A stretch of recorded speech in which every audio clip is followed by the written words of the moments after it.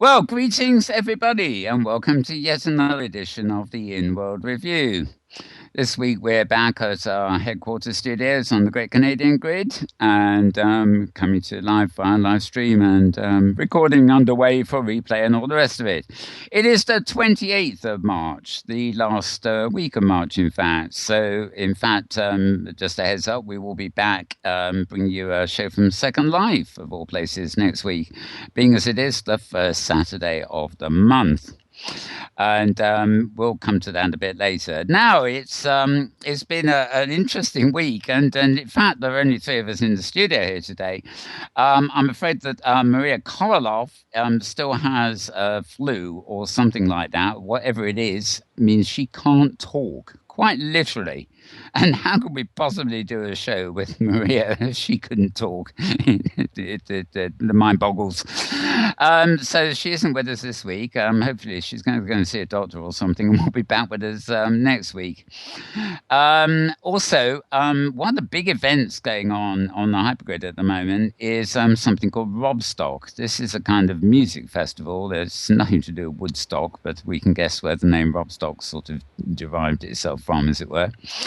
Many events, for example, on the Third Rock Grid, but the unique thing about Robstock is that it is actually holds events on several different locations on the Hypergrid, individual grids.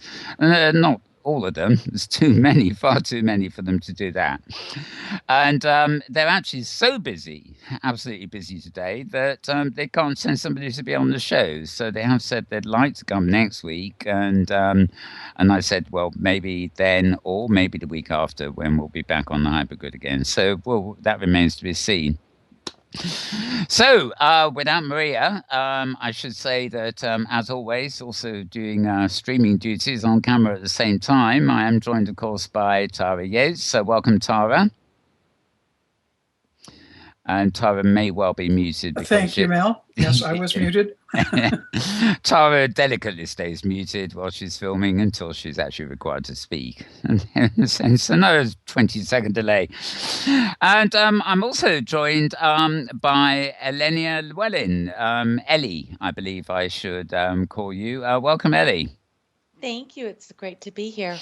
Ellie, I will tell you first, for those of you who don't know, a funny story. Last week, I was hanging out backstage at Virtual World's Best Practices on the Avacon Day, when they were on OpenSim here.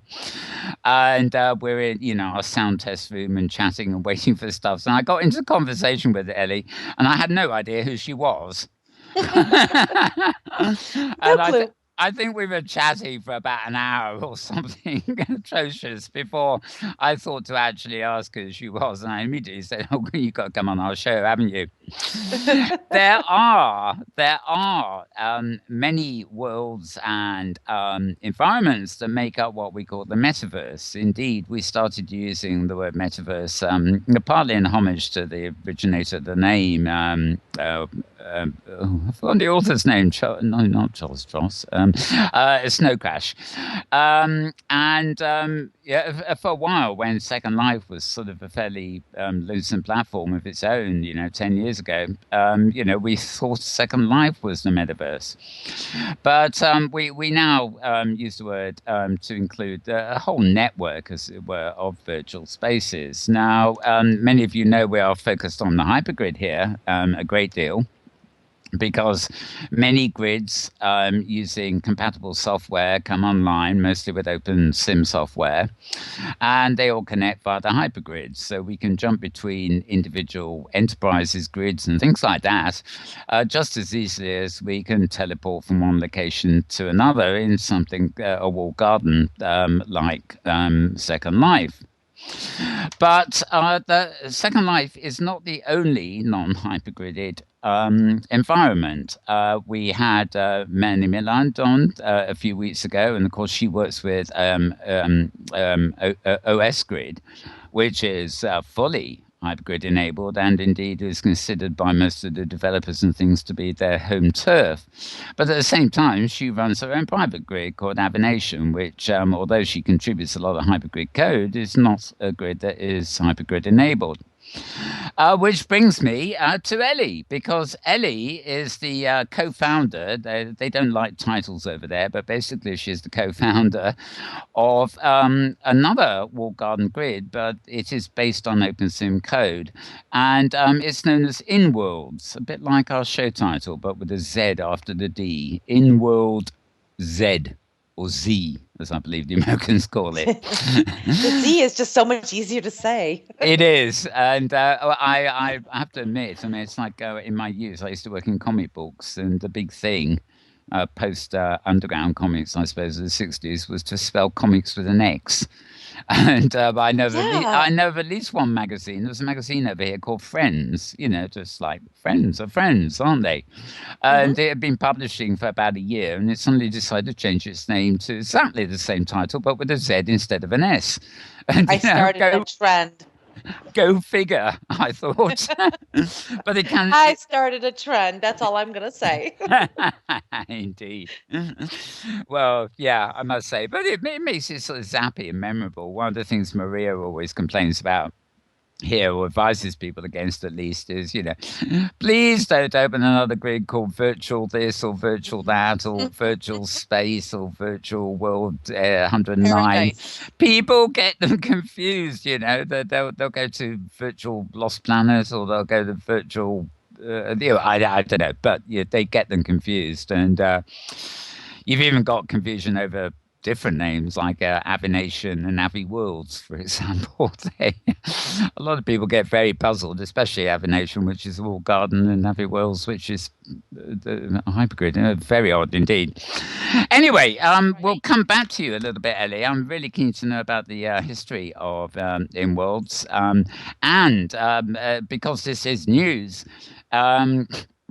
it's a very special time to have you here because, of course, Inworldz is now celebrating its 6th anniversary. Yep. And I gather, you haven't told me yet, and I gather you're going to tell me a bit later, that in fact, you're even older than 6. A little bit. A little bit, anyways. But we'll hear that story a little bit later. Now, in the absence of Maria, I've just been scanning my Twitter feeds for the last 6 days or so. Yes, that's about right. Obviously, I posted a lot of videos early in the week, which are recordings of all the keynotes from Virtual World's Best Practices last week. Maria at hang on. Well, I should say, as I usually do, if you want news links throughout the week and stuff like that, do follow me on Twitter. I post a lot of links for you to follow there. It's twitter.com/malburns. And the things I'm about to read out, you will actually find there if you want to follow the exact links. Unfortunately, I don't have many of them in front of me. Maria reported on a startup that combines virtual reality and Instagram. That was about a week ago. Kitely Market have reported high export growth, and they have launched a new mobile site, which means you can basically buy stuff from Kitely while you're traveling on a train or something and are not actually in a grid. A new official version of OpenSim is out. I may have actually announced that last week, but it's an update. Mostly just tweaks, I think. It was actually the previous date that was about a week or two before, which addressed things like attachments coming across grids. And let me see. Several entries from Maria at her other site, Hyperica.com, hyperica.com. That's where she posts destinations, really. As new grids come online or grids disappear, she tries to keep an updated directory there, as indeed many people are beginning to do now. I did publish in my annex, it was which is via Twitter, a video which is an introduction to the Moses Grid Manager. Moses is a closed grid run by the US military metaverse, I think it's sort of called. I've been over there once or twice to film things by invite, but they are sort of actively engaged with OpenSim and development and things. And this grid manager that the video is about is apparently something that is available for them, and it is not restricted to use in Moses. Apparently, it's a utility kind of kit that basically other grids can use as well. I was assuming Maria will give me more on that, but since she's not here, we will wait to talk about that later unless it comes up. Rotor VR, who have a lot of technical stuff, about 3D headsets and all sorts of everything else. I don't bother tweet them so much these days, but they did have an interesting piece on a video essay, in fact, by Roger Postma during the week, and the title is Technology Changing Storytelling?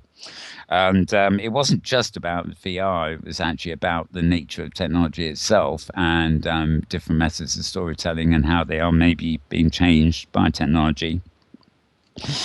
I have been having a real pain with Facebook recently. I never go to Facebook's site if I can possibly help it, and I really don't know whether I approve of the whole operation. But I tend to use Flipboard and my newsreader, Feedly and stuff, to grab posts and links from Facebook. And for the last few weeks, they just haven't been coming through. And I keep wondering, well, if I'm never going to go to Facebook, why the hell am I still signed up with it? Because nothing is coming through from them. They seem to have adopted this approach as if you want to use Facebook, you got to come to Facebook. You can't plug into your information. I mentioned that as an aside because Daniel Voyager at WordPress.com has reported that Kitely are removing all support for Facebook groups as access controls for their virtual worlds. I think this, again, has something to do with new things that Facebook have implemented, which, they are preventing outside parties accessing their back end or using their API. Seems to be a very strange tactic to me, but there we go. Obviously, a few points from sites like Avataric, avataric.wordpress.com, and other reviews too, which is final thoughts on virtual worlds best practices. Obviously, all the educators have pitched in with their thoughts about it, and the organisers to some extent. A new grid called DigiWorlds has launched, and to be honest, I knew quite a bit about this. It's not the Great Canadian Grid, but there are certain people I'm kind of cross involved in both on the tech side. And they're launched with $8 regions and panoramas, it says here. You'll have to follow the link on Twitter for the whole thing. Well, that is pretty cheap. I mean, that sort of competes with the Great Canadian Grid here, in fact, more or less, a bit more. Right. Another report from rotovr.com about RotoVR, that's ROTOVR, as described as the chair that aims to drastically reduce sim sickness. Now, this is actually a Kickstarter, so whether it gets money to actually go ahead, I'm not actually sure. But it sounds intriguing. It's basically a lot of high-tech stuff built into a chair to compensate for that sort of motion sickness and things that people sometimes get. One of the many threads that I think will be needed before you get rid of mass adoption of consumer VR. In other words, you have to. Not only are you going to have to plunk down for $300 for the headset, but you're going to have to plunk down another $800 for the chair. Something's wrong with this picture. Yeah, and you've got to you've then got to plug down a bit for more for your Air Mouse or your Leap Motion, and then you've got you've got to figure out where the headset's actually got built-in headphones and whether you're going to have to plug headphones that fit with the headset and a microphone for that matter, and then you've got the whole problem of not being able to see your keyboard, so you may have to buy something else to give you a virtual keyboard, and enough said. As I've said in the past, we follow these events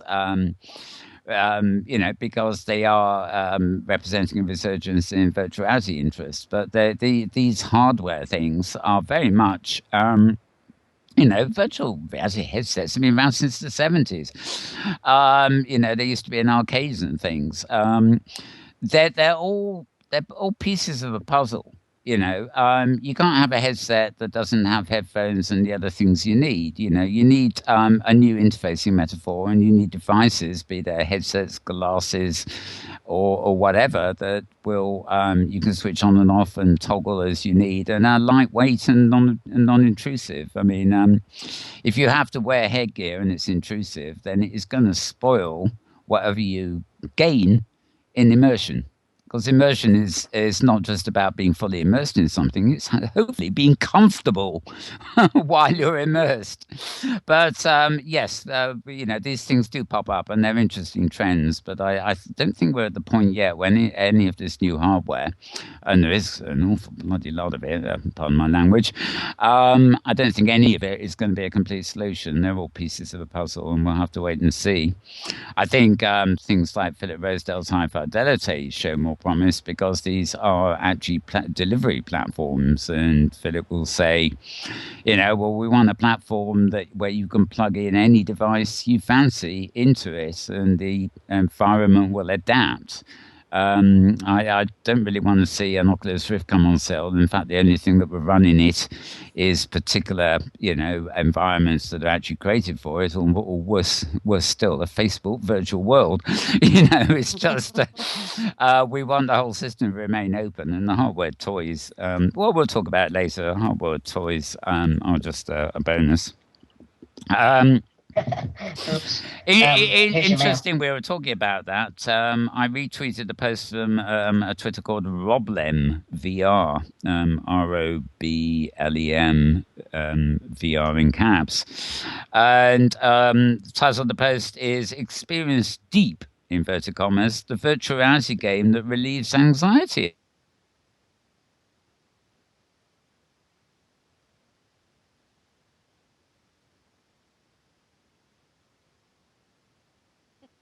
This game called Deep uses virtual reality to do the exact opposite, to relieve anxiety attacks, reduce anxiety in people. It's worthy stuff, I should think.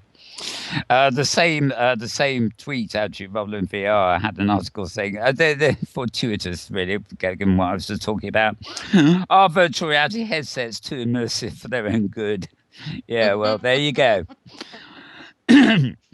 Our neighbours here, Silvermist Studios in Great Canadian Grid, do a sort of hypergrid. It's called the Common Journal. It's more of a sort of a social rag of the hypergrid, so to speak. And they've had commonjournal.com. They've had a couple of changes posted up in the week. They're sort of reformatting and going back to their roots and stuff like that. So you might be interested in more of that. And a totally untitled piece here, which I have got the. I do know it came from a site called Virtual Christine, or one word.com. It's given me the link and no title. That is brilliant, but I remember reading it. Whatever it was quite good. Now we're talking Leap Motion, which is a little device. I have one here, which you put in front of your computer, and it knows where your hands are and allows you to fiddle around on the screen. How do you like that? I like to rest my elbows. I'm quite happy to pick it up and flip a page and do something simple and then put my arm back on the desk. But I do, I think the major fault with this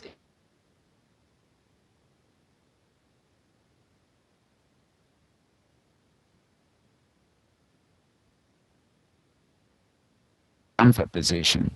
Right. And that comfort position, I'm afraid, does not include having your arms hanging up in the air in front of you for prolonged periods of time. But I actually find it very useful for things like flipping the page of a book or scrolling down a web page, because I can just gesture up and down instead of touching the mouse. And I tried to configure it for use in Second Life at some point because there is a plugin that supposedly has the commands for Second Life, and it wasn't working for me at all. I felt I would probably need to just do a lot of practice. I mean, the best I could do was flap my hand forward to mimic the forward arrow key, and pull it back to do the back, swipe it left and swipe it right. But it was out of control. It wasn't nearly as subtle as what I could do with my arrow keys. I flip my hand forward and then. Okay, let's everybody take a moment to appreciate Mal Berm's out of control. Yeah, just take a second for that.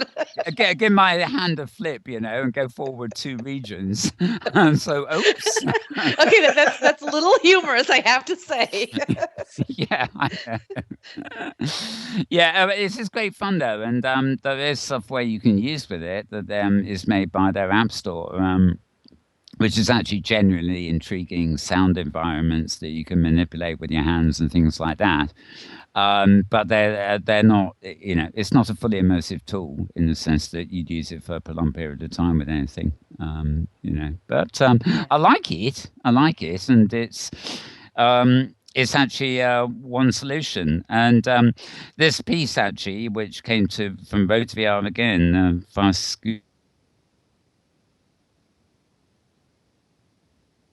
OSVR to provide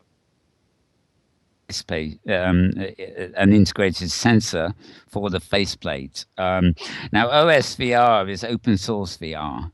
And I found this interesting because Leap Motion have obviously chosen not to go into partnership with Oculus or any of the big commercial operations, but they've actually gone with OSVR, which is an open source community trying to, who probably, I would hope, thinking about standards and things rather than just any individual product, I should say. Right. If you go to pingsfromtheafterlife.com, which is Ember's site, I haven't got it up here at the moment. I've just got my announcement. But Wednesday in the week, they all hopped over to my private estate, which is the South to Metaworld Broadcasting here, to come for their little tour. It was a brief tour, given the fact that the full tour would probably take 7 days in my labyrinth. But they, Pings from the Afterlife, did a nice sort of write-up of that and the other places on last week's tour. Good question here. Another article from the week. Again, I'm not quite sure where the link goes to. In virtual reality, are your hands the best controller? Oh, it's the same question about Leap Motion, really, isn't it?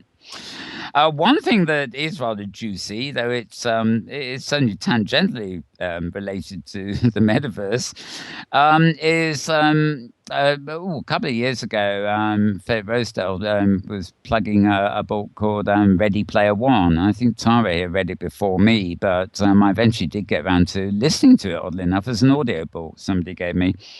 And it was a good book. It was, if you remember the 1980s and things, particularly, and that's a bit after my time, well, my prime. And, well, I goof there. I don't know what to say. But it's very good from that point of view. But it is also about a future in which virtual worlds, or in fact, it's really a game, is very predominant in the whole of society. Hence the title Ready Player One, as opposed to Ready User One or something. Anyhow, there were lots of references in this to a lot of popular culture, including the 80s, but amongst the references in there were references to a lot of Steven Spielberg films. And it's been announced this week that Steven Spielberg himself is going to direct a cinema version of the novel Ready Player One, and people are just bouncing up and down trying to figure what the hell he's going to do and how he can do it in the space of a movie. But it would be very interesting how he handles a movie where some essential parts of the script are actually homages to his own work. It'd be rather curious. And it is an excellent novel. So if it was somebody like Spielberg doing it, and if it's a decent production, it should be a very good film indeed. Because the novel's well, certainly the opening part of the book where that is outside of VR, that is in the RL or what's left of the RL sim, I can certainly see the cinematic productions around the stacks of shipping crates, many Yes. tall, and the docking of those, and then the incident that causes a massive collapse of a chunk of it. Yeah. Some of that I can definitely see them doing fairly easily, but yeah, when it gets into the VR piece of things, when the protagonist straps on his gear and vanishes into virtual worlds. I presume it will have to mix. My guess is that I'll have to mix some form of machinima, or at least CGI to handle transitions like in the Lawnmower Man and Tron and stuff. But wait and see, and that just assumes also how close it runs to the book. Yeah, which indeed. was the question I saw raised. It's sad to say there does seem to be a cinematic market for stories that are set in sort of post-apocalyptic environments, and I think that, as you say, the real-world aspect of that novel does lend itself to visions of all sorts of things. Right. A blog called cdixon.org, that's cdixon.org, had a post, a curious post actually in the week, worth reading. I'm not going to go into detail, and I can't remember half of it anyway, name me. But the title of the post was called Improbable, Enabling the Development of Large-Scale Simulated Worlds. The project is called Improbable. And it's a startup, and I have a bit on that too. Oh, great. Okay, well, I'll leave that for you then. Okay, because the headline is rather deceptive because you think they're saying it's improbable, and they're actually called Improbable. Anyway, that's fine. Okay, let's just scroll up here. I think we're getting there. We will be hearing very much more in a short while from Ellie, about this. DanielVoyager.wordpress.com had a post saying Inworld's 6th birthday starts today from 11:45 PDT, and that was 1 day ago. Yes, right, very good. What else have we got? Daniel had a post on the Then and Now Museum. Lots of Second Life posts through the week, but I have those separately, so we won't cover them now. Maria, when she did actually, I think her typing skills are still ready to go, even if her voice isn't. The Metropolis grid are now offering a free upgrade to 4x4 VAR regions. VAR regions are bigger regions than normal regions. That you often only have the same low prim allowance, but you have a greater geographic area, so to speak, to play with. And Metropolis are offering free upgrades on that front. Oh, yes, and this reminds me, because it's another topic for Ellie, if she knows about this. Inara Pay, one of our favourite bloggers, had a post up in the week, going Inworldz, with a Z, with Senchai Library. Now, we've had Daniel on this show a few times. We know about the Senchai Library. It sort of exists in Second Life, and it's existed for a while in Kitely. And now apparently it's coming to Inworldz as well. So did you know about that, Ellie? I did. It was on our Facebook, as a matter of fact, and I liked the whole post. It's actually part of our birthday events. It was, I do believe, either this afternoon or yesterday afternoon. I think it was this afternoon, though. Great. Well, Daniel does some wonderful stuff. Our hypergrid safaris midweek, which obviously need to be hypergrid enabled, frequently head over to Kitely, which isn't a grid I find very easy to use, but because she holds events there, storytelling and performance events, and they're very good. And we've had her on the show too, and she's very well articulate about literature and literature projects particularly. Just a quick note that High Fidelity, Philip Rosedale's new, I guess, platform is the word for it, are actually hiring developers, and they seem particularly keen on engineering, coding, and stuff like that. And a final post that was a video I threw into my main blog, which is, can virtual reality fool your brain? It's actually a video. It's not an article, but it's a sort of little documentary piece that considers, how potent virtual reality is for actually fooling you, fooling your brain into thinking things are real, or at least making them resonate with you in a realistic way. So that's it for my main sort of Twitter feeds, and I'm going to hand over to Tara for her little highlights before we move on to Ellie. Over to you, Tara. Thank you, Mel. And let me see if I can get my camera reorganized here before I look at my notes and ignore my camera. You just reminded me. You just reminded me. I was so busy talking. I haven't touched my camera since logging in. But okay, yeah, you are now on screen on my camera. Yeah. Well, I'm on screen on my own camera too. Yes. Well, anyway, greetings from the RL Sim of the U.S. Pacific Northwest, where again today the sun is out. Although it's one of these days that it's kind of wait 15 minutes and it may be doing something different.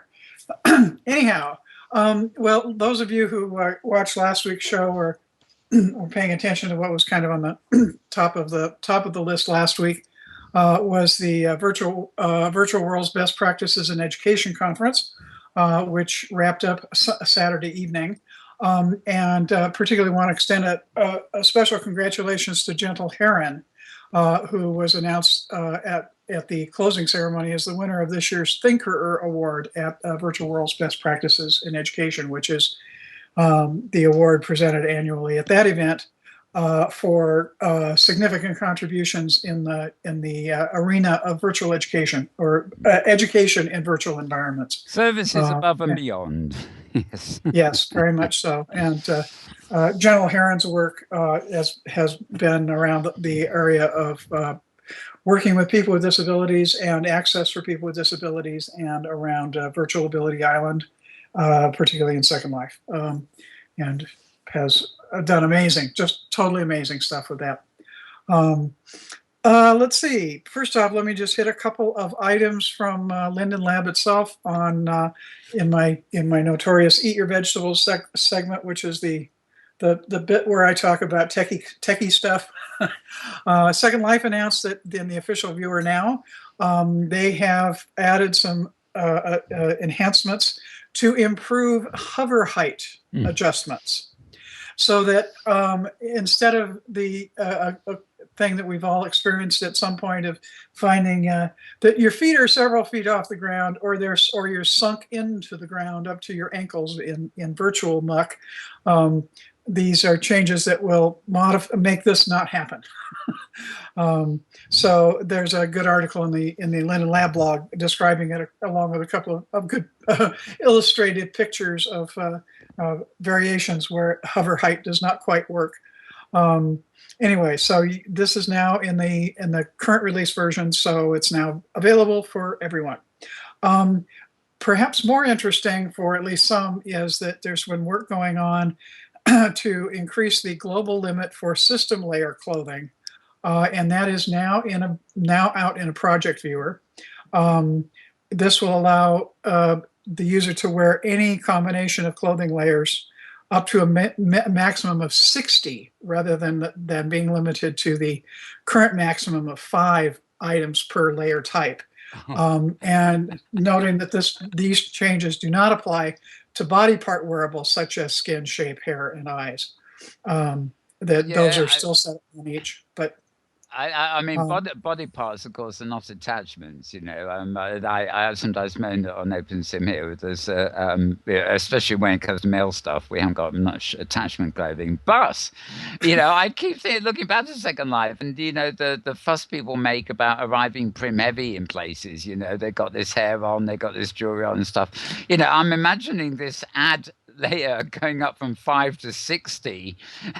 How is this going to affect lag and things like that if people are actually wearing such horrendous amounts of attachment? Well, it's not. We're not talking about prims here, Mal. We're talking about the clothing layers. In other words, if you're wearing system clothing for an undershirt or a shirt or those kinds of things, those are not prims.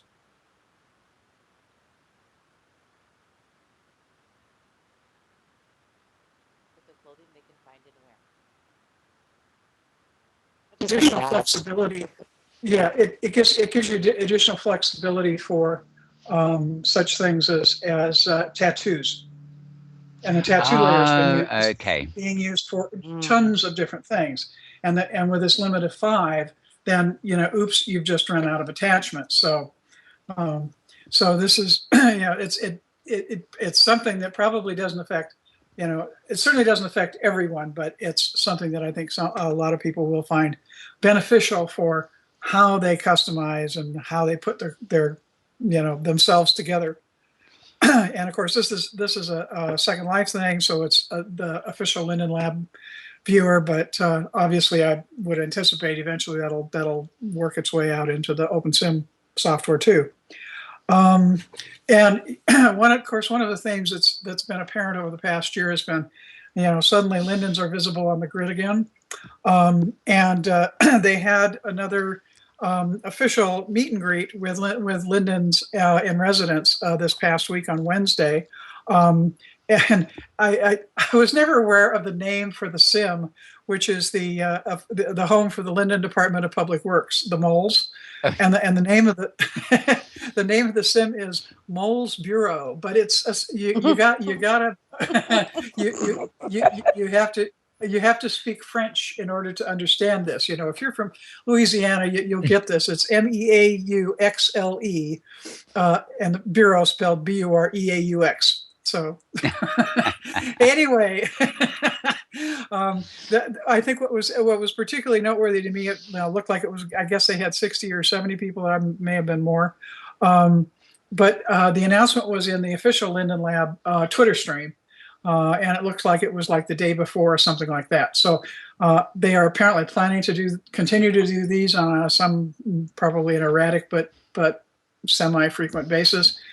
So if you'd like an opportunity to go rub virtual elbows with Lindens, get them in your Twitter stream and pay attention.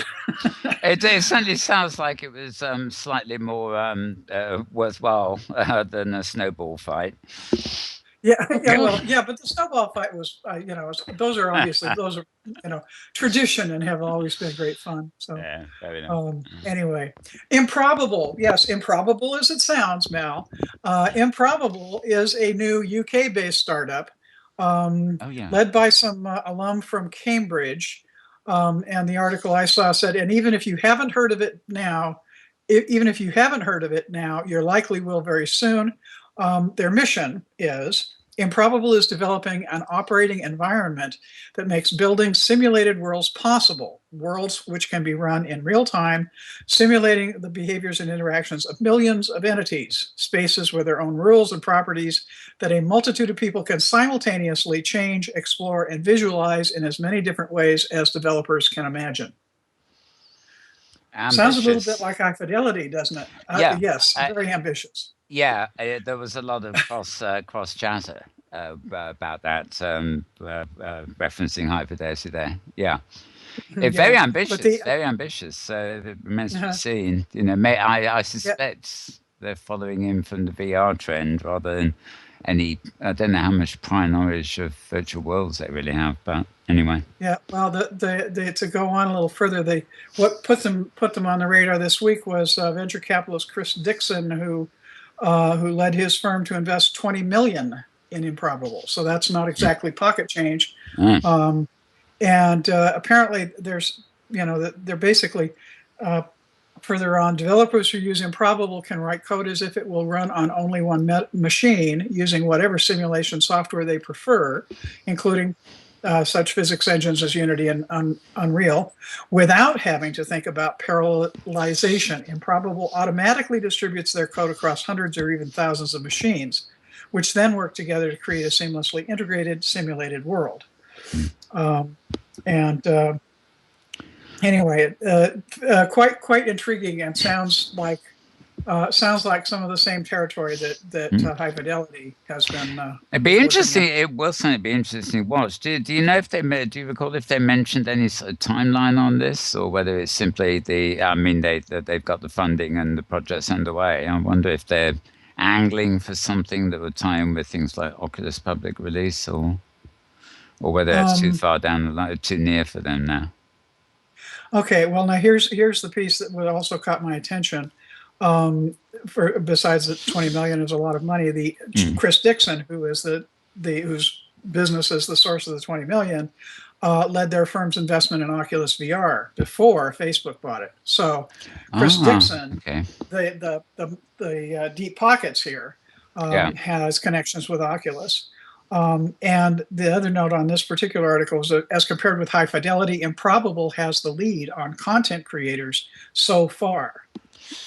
Interesting. As far as they have obviously been at this for a while, because there's a quote here from a creator going back a year or so. So this could be very significant because I mean we're sitting here, we talk about the hypergrid and OpenSim, and obviously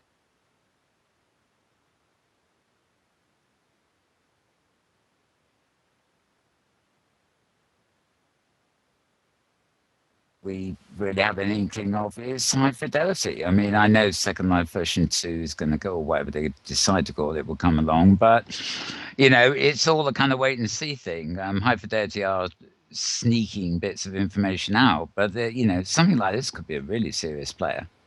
If they get the connectivity right, you know, that can embrace existing systems as well as new ones. Well, and if they do something which enables developers to build once, distribute everywhere. Yeah.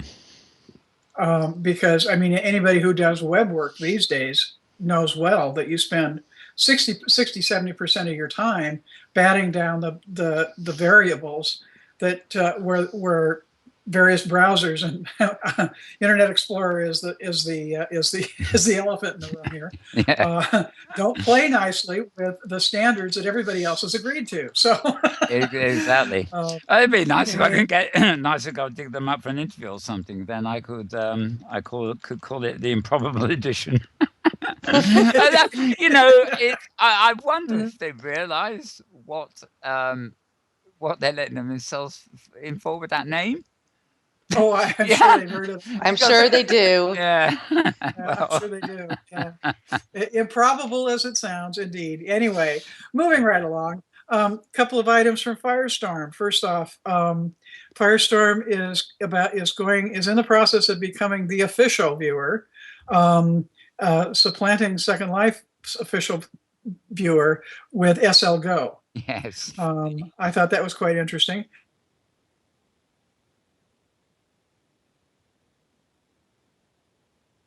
Let's go. Oh, apparently that.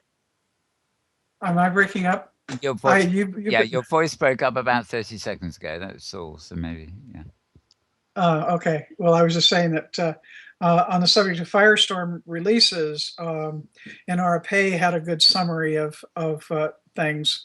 They're saying things are in a state of flux with regard to updates, in part because of changes that are coming out from the lab that they're kind of trying to work those in or holding back, and some mixed feedback they've had on recent beta process. But apparently what they're now looking at, they're likely to have is 2 initial preview releases, and then a public beta release with a full release some weeks after the beta release. But they're trying to, as I say, there's a number of for example, viewer managed marketplace updates is one that's been throwing some wrenches in the works. While Tara mentions that, Ellie, does Inworldz have a dedicated client of its own, or do most of your people use Firefox and Firestorm and the others? Well, the Inworldz viewer is based off of Firestorm, so it's a dedicated Inworldz viewer, right? But it's based off of Firestorm, and I mean, everybody's sort of all over the board. We have Singularity users, we have Cool Viewer users, we have the Inworldz viewer, we have the Firestorm viewer. I mean, they're all sort of all over the board. It helps when we stick to one, especially when we have Firestorm and Inworldz as the 2 predominant ones being used the most, because the Firestorm team is really, really great at working with us. And so when there's bugs or issues, you know, the residents, you know, let them know and they let us know. And so we keep both the viewers pretty much on the go and working really well. So it works really well that way. Yeah.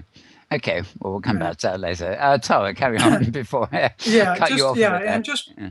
yeah, that's okay. I just have one more quick run through of event related stuff. Burn 2, which is the Second Life carry on of Burning Life, is having its Burnal Equinox this weekend. It started at 10 o'clock Second Life time today and runs through tomorrow, and is taking place at the sim is Burning Man Deep Hole. 4 words, yes. And there's a hyphen after deep, no, after man. So if you type in Burning Man as 2 words into the map, you'll come up with the sim, and you want Deep Hole is where it's going on. This is your last weekend for Fashion for Life, runs through Sunday. Type in FFL to get the list of 9 sims where that's going on. That's part of Relay for Life as far as benefit, and is design, fashion, clothing, and all that stuff from many folks.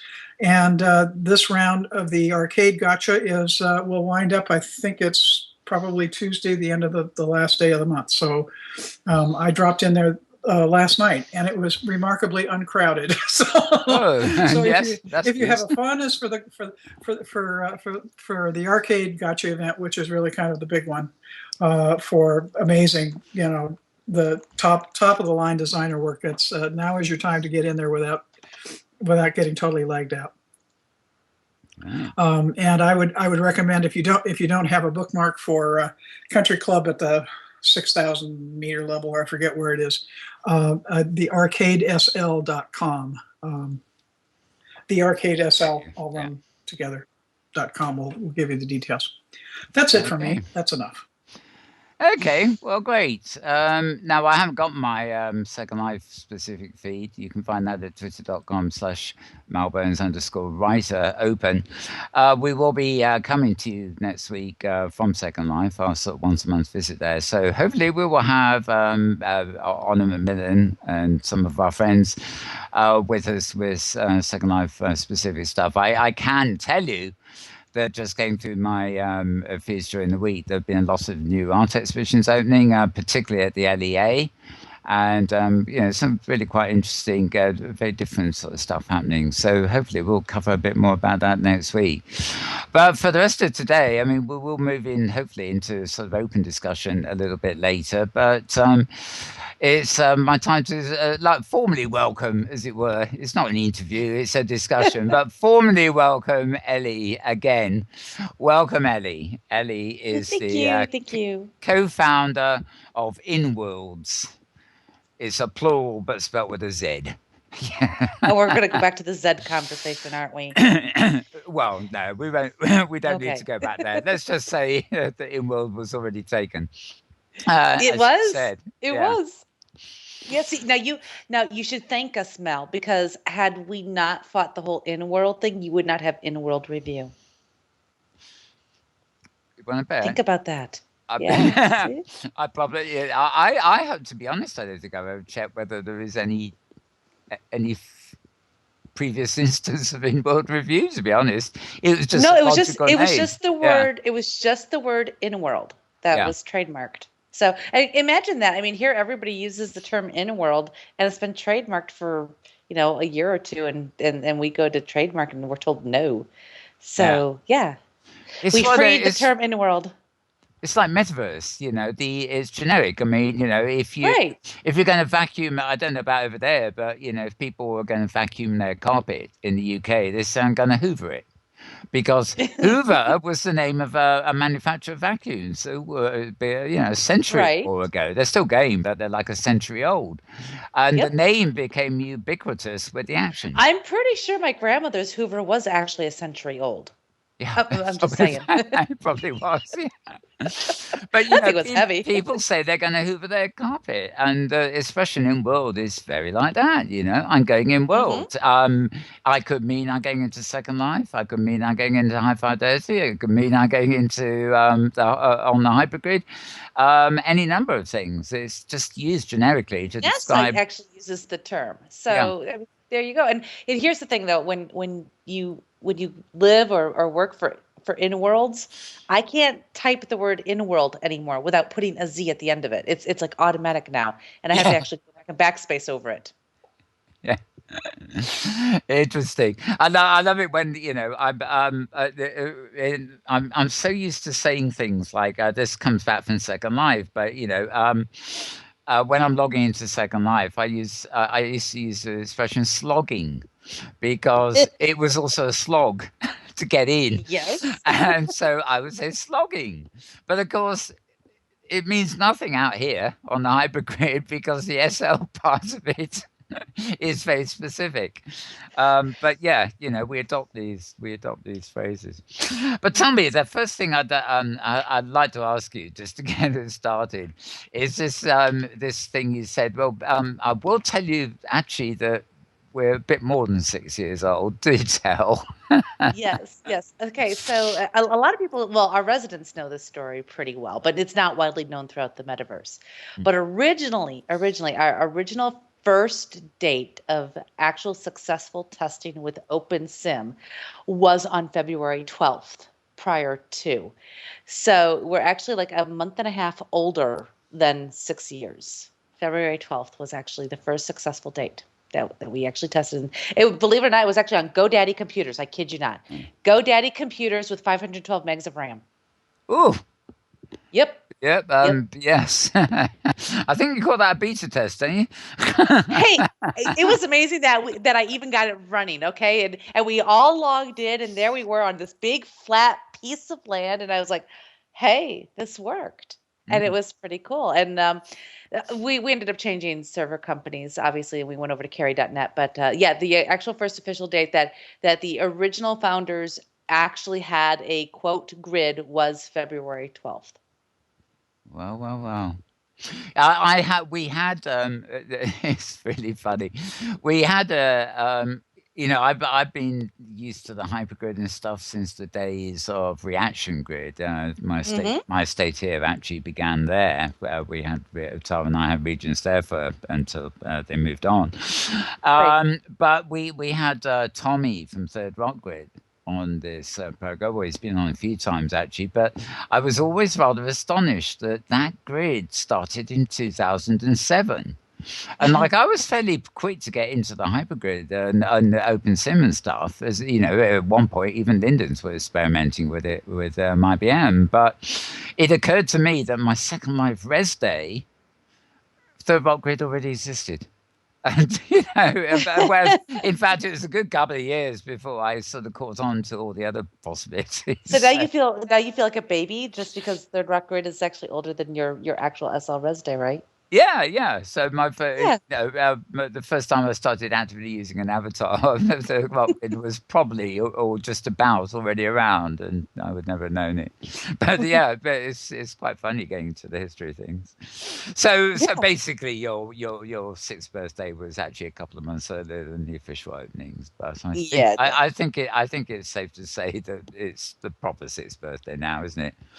It's like it's like the Queen here in England. She's got a private one, and then she has an official one, and the official one's the only one we ever hear of. I don't think we ever remember to actually celebrate our private one. We work too much, so we don't ever think about it. So it's kind of nice because we set it up for April Fools, because if we ever stop working so much, Trank and I would love to do a great big grid-wide April Fools joke, but we never get time to actually do it. But it would coincide with their birthday at least, so we could be forgiven for it. See, I was just going to say, choosing April the 1st as a date for anything is asking for trouble.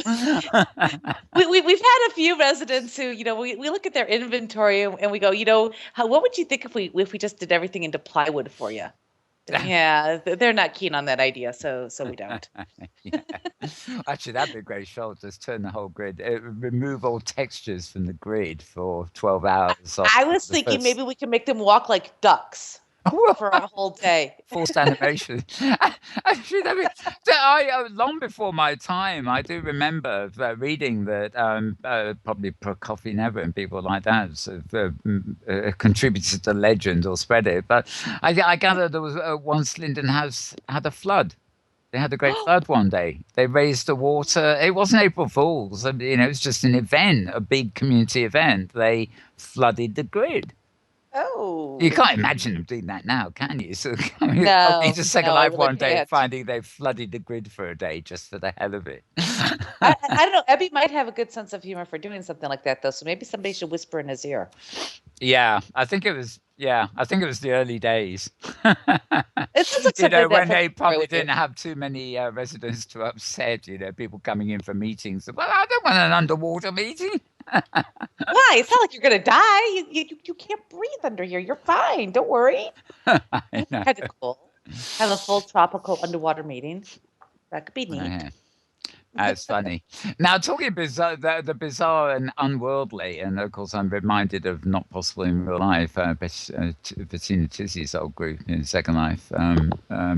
She's she's around personally, but she's not involved much anymore. Inworldz, when it began, from my perspective, at least, I saw it as a place. I believe I have an account with you, though I must admit I haven't been in there for ages because I can't get on the library. But I just stick here and teleport out to other grids and anything on not anything other than Second Life that's not connected. I don't get to very often, but. I consider focus when you started up and obviously we've got lots of great events happening now. We'll come to in a minute, but I saw a great focus on the creators. Yes. There were a lot of people, artists, people who did installations, things like that in Second Life. Who the buzz was that they were going to Inworldz because it was cheaper and they got more prims for their money, and they could really go to town on installations and artworks where the terms with Linda Nabs were rather restrictive. Right. Has that continued to be a primary sort of focus for your grid, or has it really moved on to include a lot of like a microcosm like Second Life is of real world, really? Well, that's fascinating because the artists were really like the first ones who adopted us, which was great, and we still have really good relations. Like, well, some of them have moved on to other grids. Artists are one of those where they got to get down to the bottom line dollar because they don't make a lot of money, but they promote us and they help us, and they'll come out and they'll do stuff on our grid when we have the events going on. Like we do right now, or like when we have the Dreams and Visions Art Fest that's coming up, and there'll be a lot of arts there that we're sponsoring. So in that way, they were awesome, and they helped us out. And we always want to sponsor the artists whenever we can. But on the flip side, as a company, we've also looked at expanding who we're bringing in, because one of the things that we feel really strongly about at this point especially is with the metaverse growing, SL kind of shrinking, if we're all going to be honest, and all these grids that are coming up and running, the market has to expand. So we need to expand what we're looking at and how we're going to appeal to all these other different places like education, fitness, etc. So yeah, we still have our artists, and we still love the artists, and we still sponsor them, and we do those things whether they've moved on or not. But we're a little bit larger now, thinking in who we want to bring in. Have you any aspirations towards when we had Melanie Milland here the other week? I don't know whether you know her, but she is a big part of OS Grid, and they write code, contribute code to the OpenSim and the hypergrid structure. But as well as that involvement, which she's known for, she's also known because she's CEO of her own private grid, and Avination is her grid is rather like yours in that it is what I affectionately call the wall garden these days. I say that I haven't been building walls all week around gardens, but that's a different kind of rezzing activity. Very different. But her view on this is that she would love to open up Avination to the hybrid grid, but she is just waiting for even more stringent security protocols and things to be in place. For example, she might, here on Great Canadian Grid, I know that Roddy, there are some technical differences. For example, the grid allows hypergrid visitors, but there are some aspects of this grid, I think, where you can't take stuff out, and I think there's some people coming in that aren't allowed in because they might be carrying in their suitcase copy-botted items that are registered copy-botted or something. I know there are restrictions in place there, but do you have any aspirations to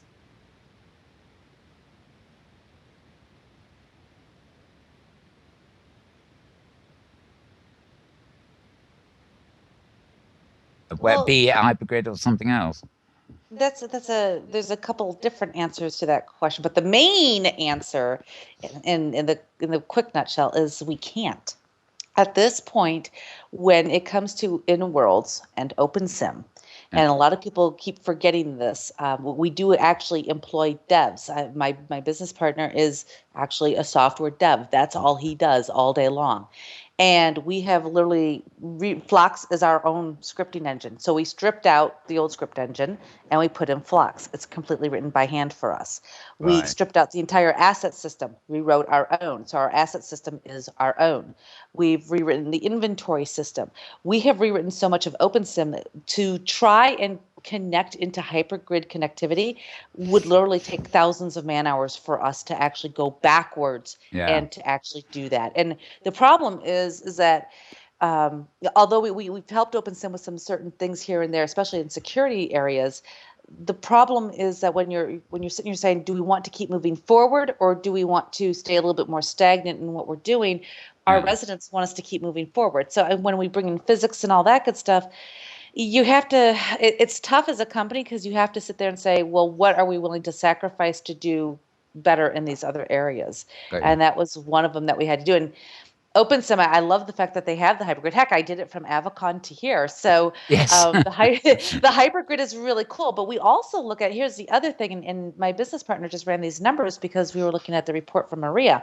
Inworldz generates 56% of the hypergrid numbers.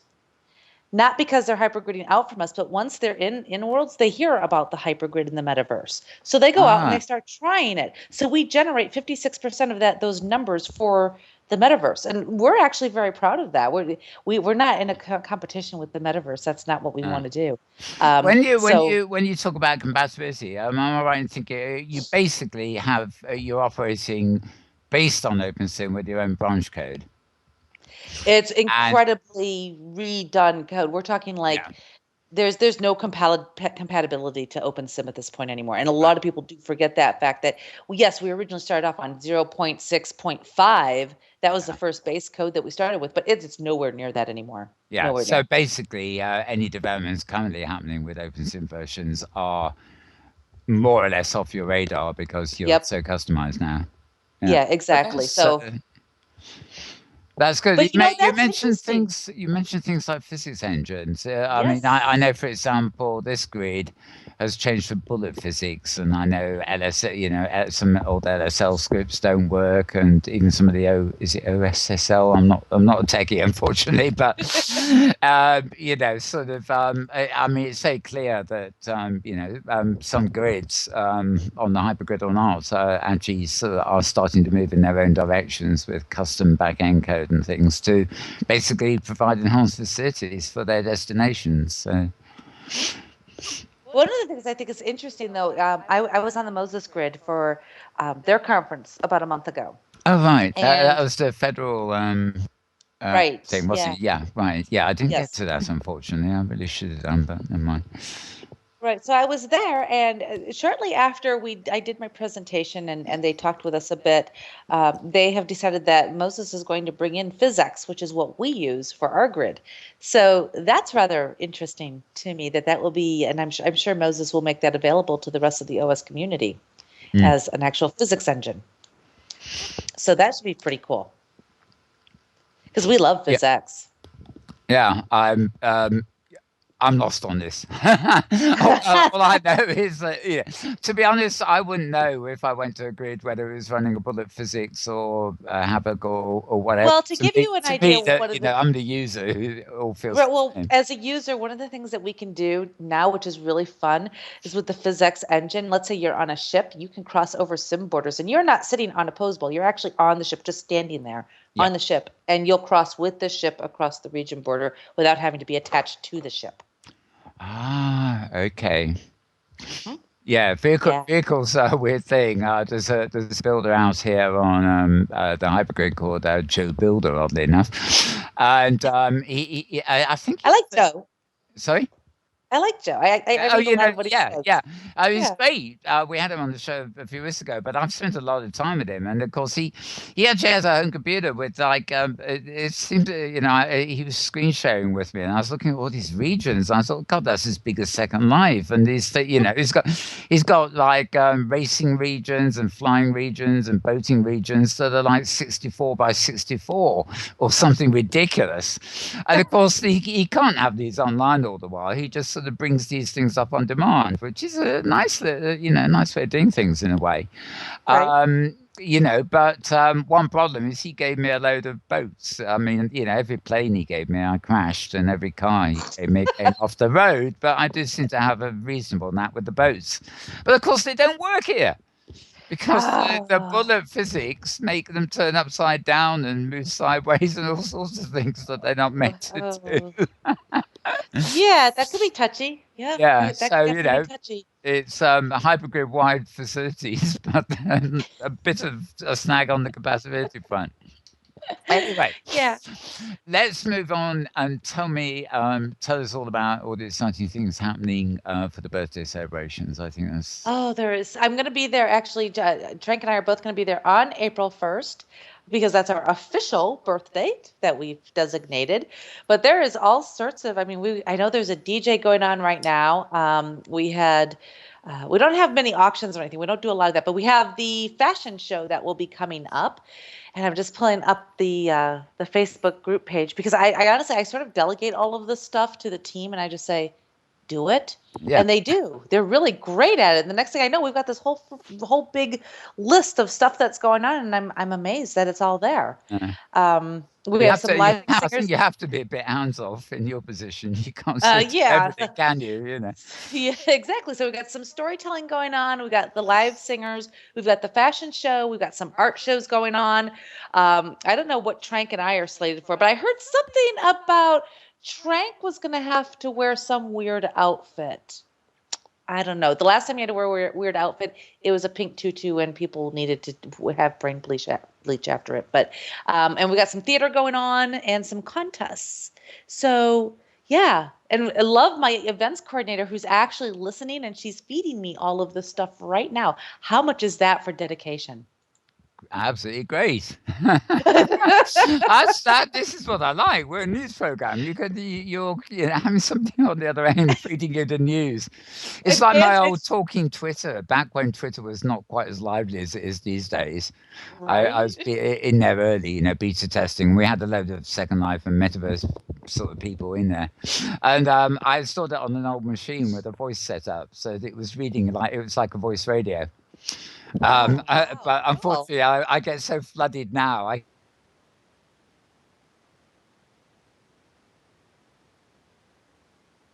Stop. It would just keep going and going and going to where you eventually just got sick and said, shut up. Yeah, exactly. I think those days are gone. Well, yeah, it's been switched off for years. But the idea that you've got somebody feeding news to you while you're live, it's like a television news program. So It's you perfect, got a right? thing.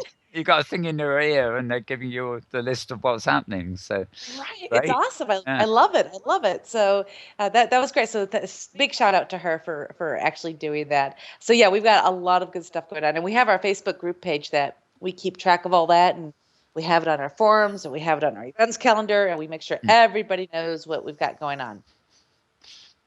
All right. Now, if people want to come, presumably, being a closed world as you are, they need to register an avatar within World, Yep. don't they? They can't get in any other way. Um, Nope. Presumably, they just come to your website, register the avatar, Inworld.com. and then they get the login details that they can put in Firestorm or anything else. Yeah, well, actually, we've sort of sped up the whole registration process. So once they're done, they click their avatar, they say submit after they go through the security question that they set up, and then it literally just starts downloading the viewer for them right then and there, and then they just log in and they're good to go. Right. Okay. So they do. Yeah. That's what I like, because I don't know how this affects you, but we were talking about this to do with something else the other day. Second Life and its slurs. Mm-hmm. When you type a slur dot something or other into a web browser, it automatically knows it's a Second Life location. Right. And it goes to the slur address, Mm-hmm. and it shows you a map. Mm-hmm. And you obviously have the choice of downloading Second Life.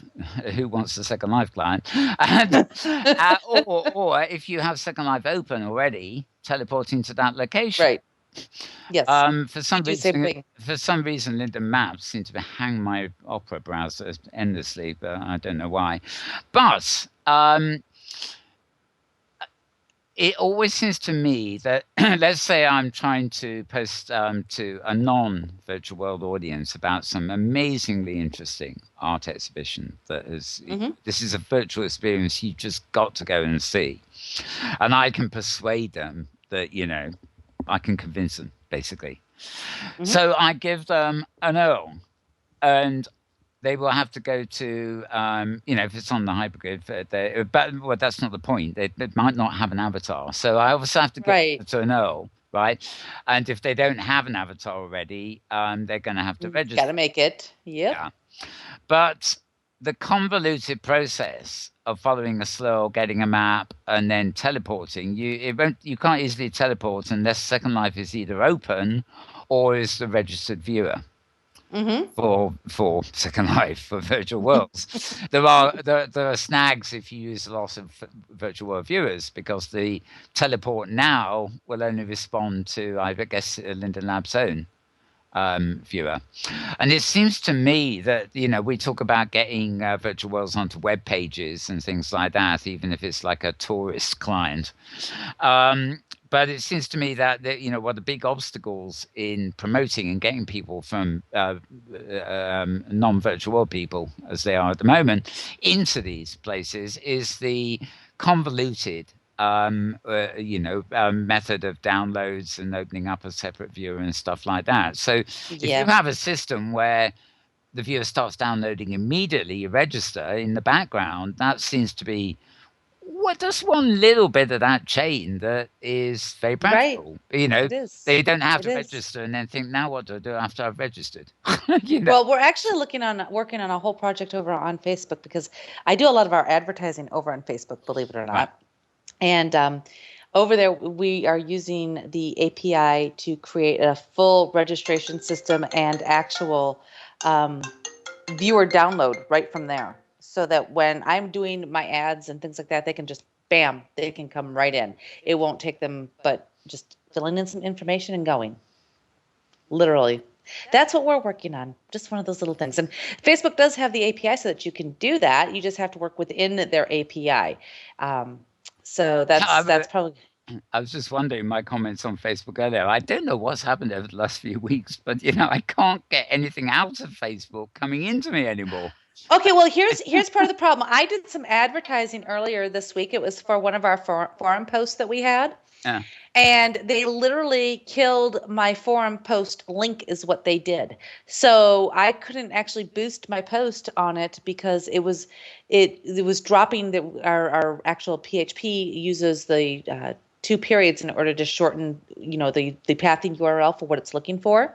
Right. And they drop it. They drop it directly out of the link. So the link is not correct because it doesn't give the full link anymore. So that might be part of your problem.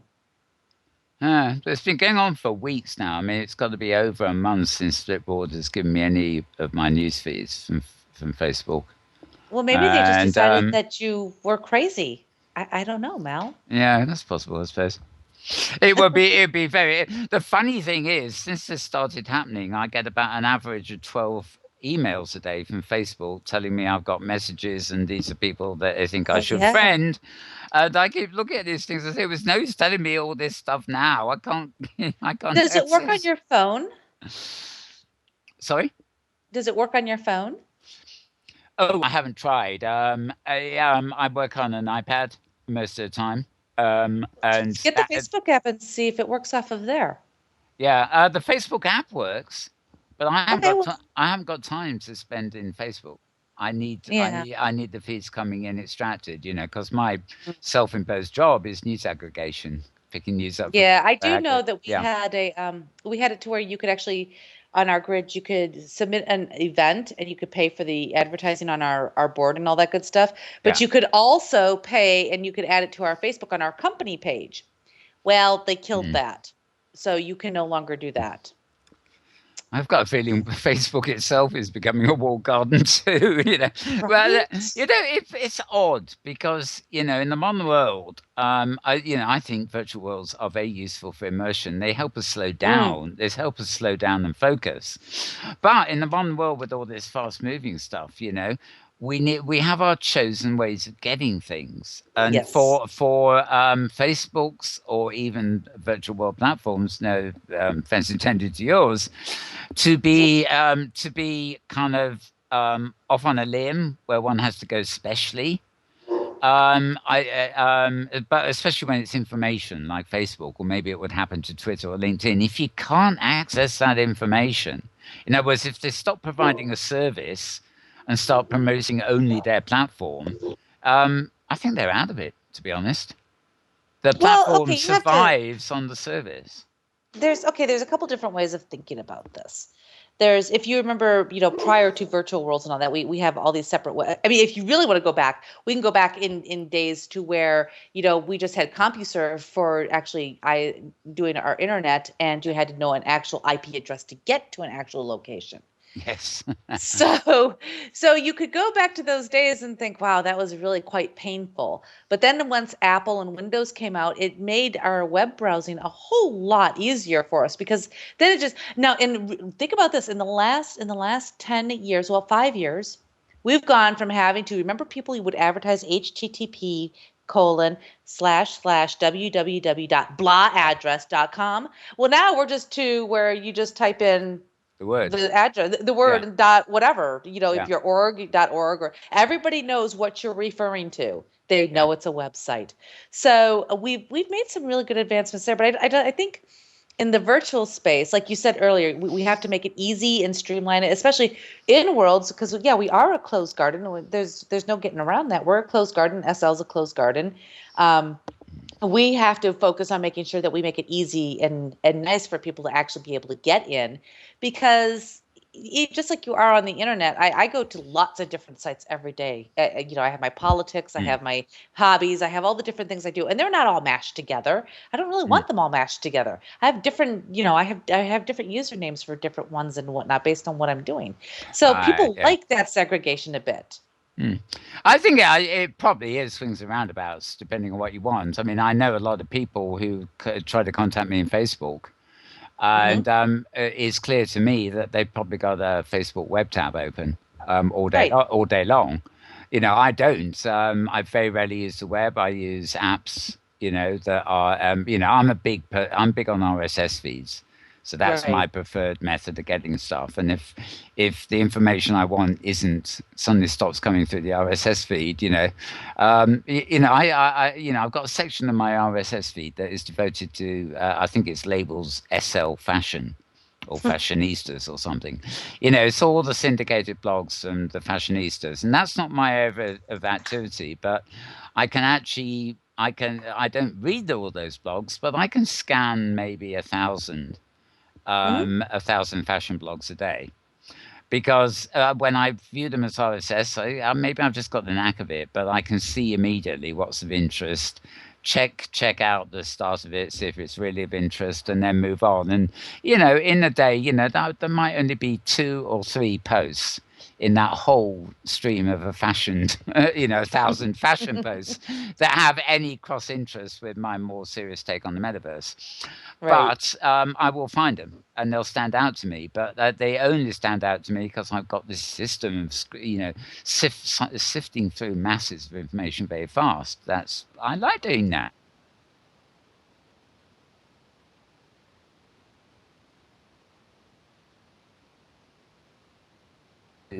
A Facebook tab or something. So it is swings and Oh, round. It swings and no. roundabouts.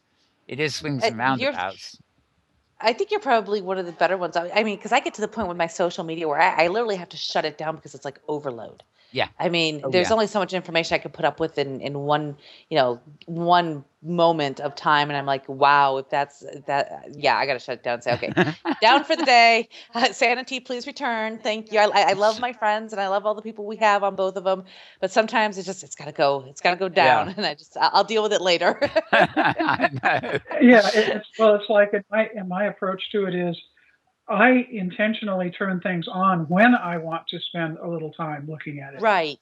And right. Exactly. So, for example, Facebook, I will check, on most days in the evening, I will, I'll log into Facebook and, and cruise through my stream and check up on a few people. And when I'm done and I've had enough, then I log off Facebook. Done. And I do the same thing with Skype. I don't. Mel and I use it all day, but there's other stuff that I simply don't open it.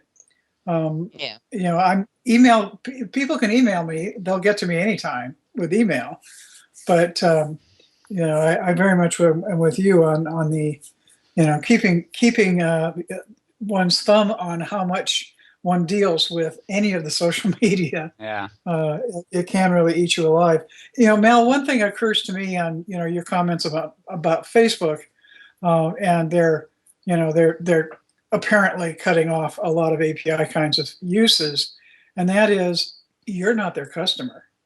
Their customer are the advertisers. Yeah. Exactly. That would be somebody like me. So anything they do, if somebody's paying them money, they're going to have full access to the API to do all kinds of stuff with. But that wouldn't be exactly true, because like here, I'm an advertiser with Facebook. I advertise every week with Facebook, so I'm paying them money every week.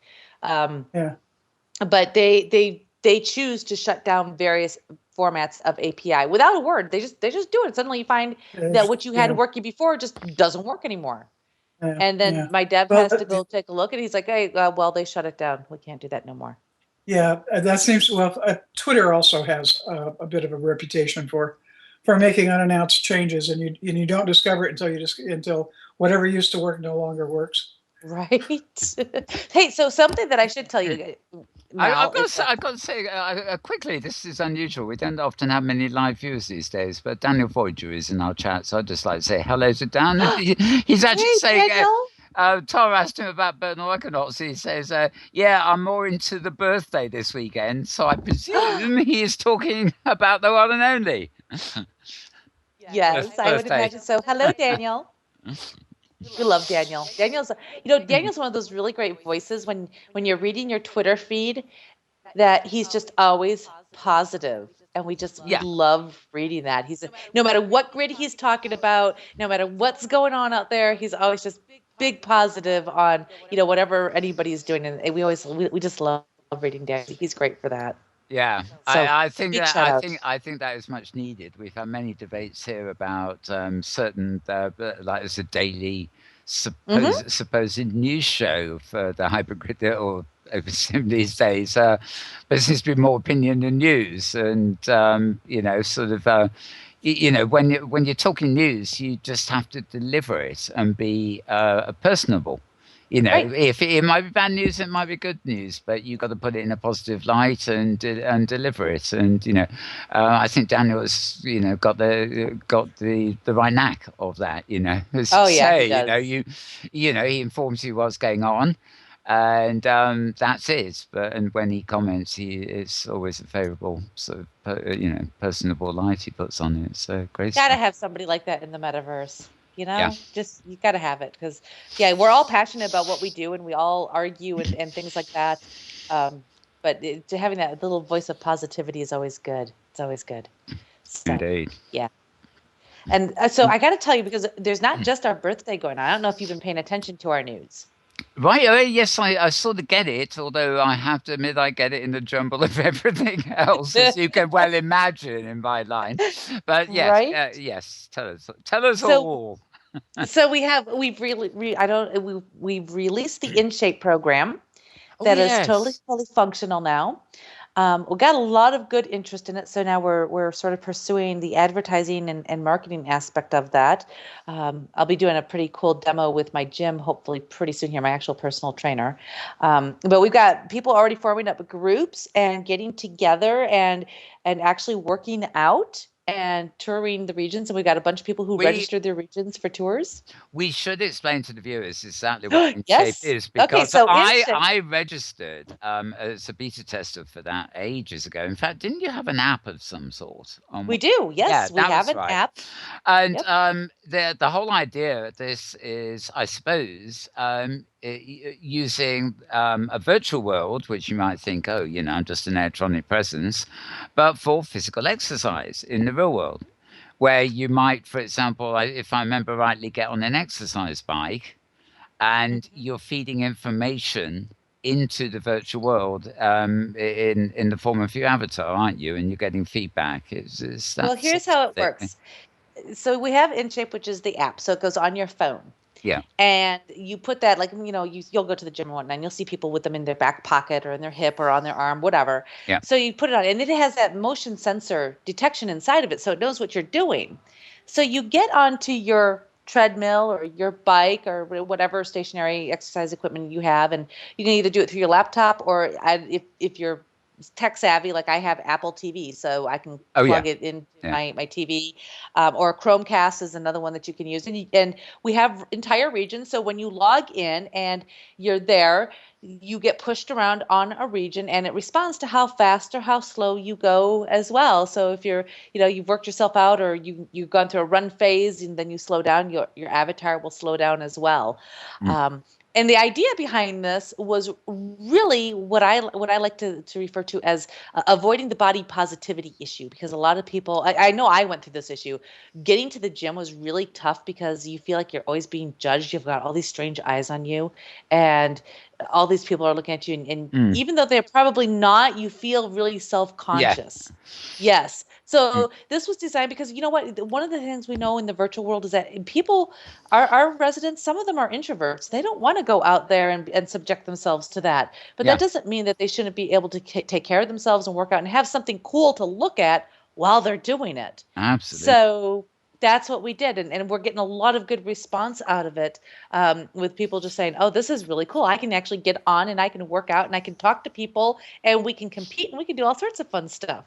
And that's what they're doing. It's really neat to see them taking off. I won't tell you, but we've got some really, really creative people when it comes to creating goods for InShape. Yeah. Yes. But they're like plugins for particular activities, kind of thing.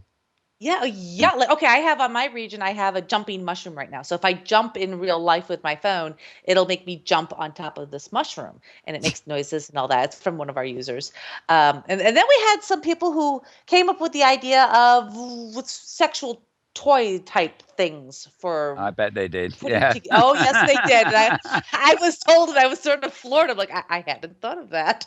And I'm sure Trank sent it to me. He says, this could be a whole new market for people. And I said, wow, okay. So that was pretty cool. And we've got people who they're having a lot of fun. They're coming up with different things that you can do with InShape, things we never had thought of. But that's the beauty of it. You bring something out like this, and your users go crazy with it, and they come up with all sorts of different ideas for it. So that's been really fun to watch. You would, like me, actually. I have both Chromecast and Apple TV, and actually I prefer Chromecast now. But, you basically engage on the activity on your phone, and you would, a bit like an old fitness video, where you've got, the person on the screen doing their fitness exercises and the person at home going along with them, except this, of course, isn't just copying; it's fully interactive. Right. But what the app itself? Do you is that the sort of thing you're focusing on a lot for, like, extensibility? I won't go into details, but we keep hearing about it. Well, you're talking about the sex thing for one thing. I mean, they are actually selling plugins. I think you can plug them into your iPad and have sex with your iPad or something.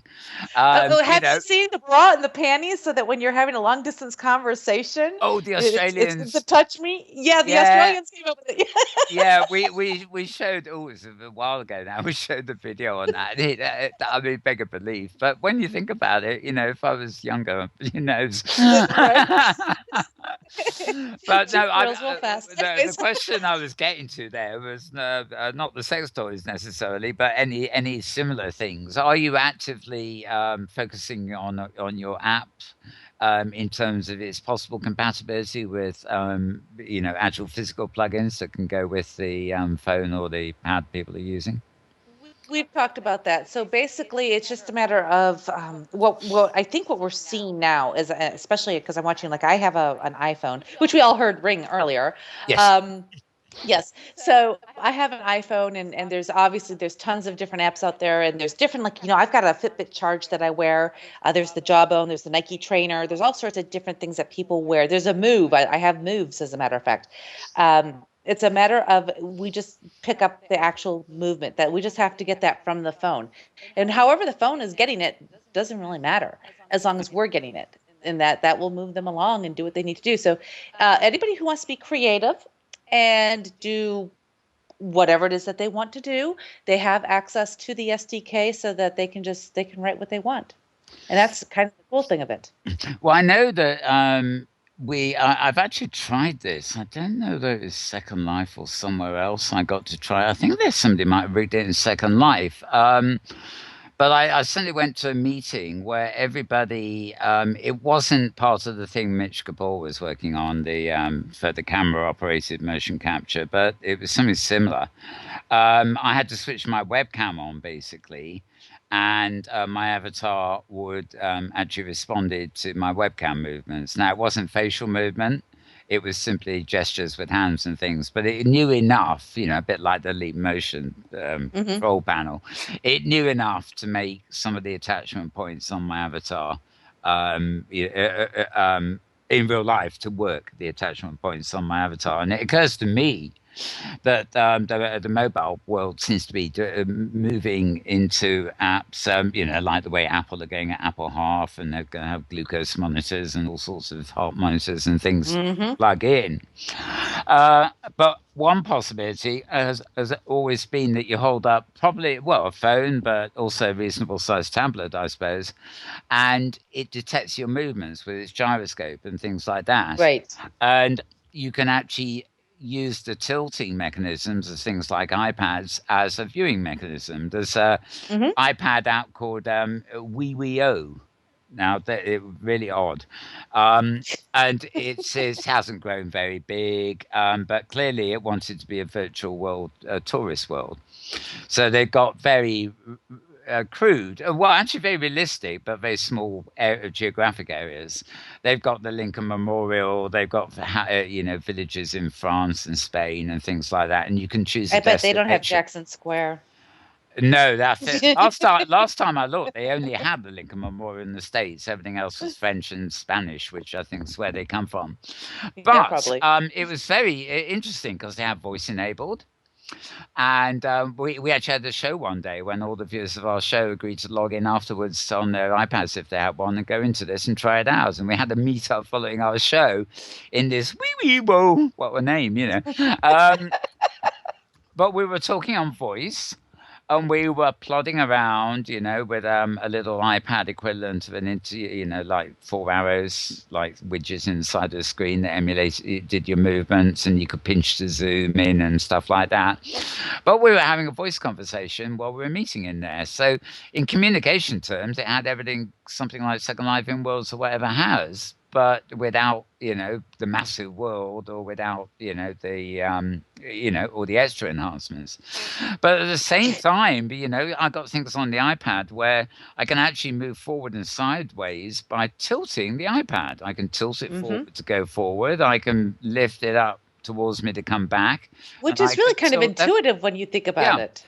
So, I'm thinking of your app and an avatar coming into Inworldz, running your app, and literally holding their phone or their iPad and controlling their avatar by tilting the device. Yeah.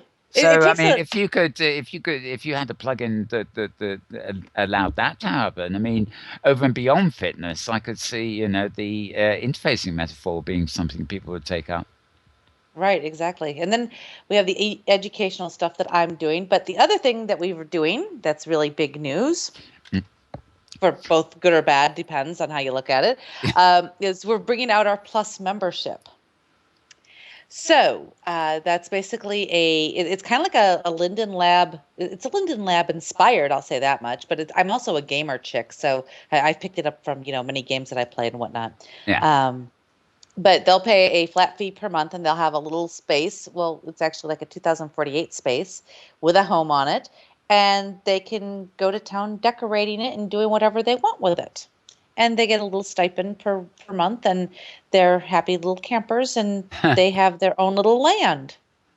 So, but we've sort of broken it up because we have like rivers going through, and we have some lakes, and we have all sorts of crazy stuff going on in there. Yeah.